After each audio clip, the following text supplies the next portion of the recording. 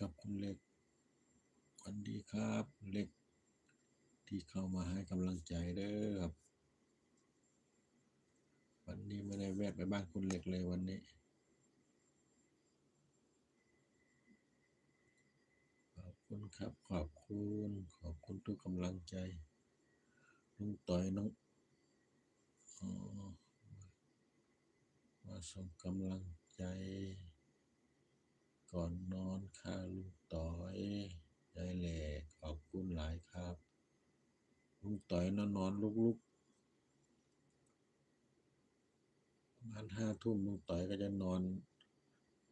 อันนี้เดี๋ยวลุกเดี๋ยวนอนเดี๋ยวลุกเดี๋ยวนอนดูขอบคุณคุณเล็กมากๆเด้อครับเด้อถ้าคุณเล็กฟังอยู่ก็ได้ที่เข้ามาให้กำลังใจลุงต่อยบางที่ก็เผลอหลับไป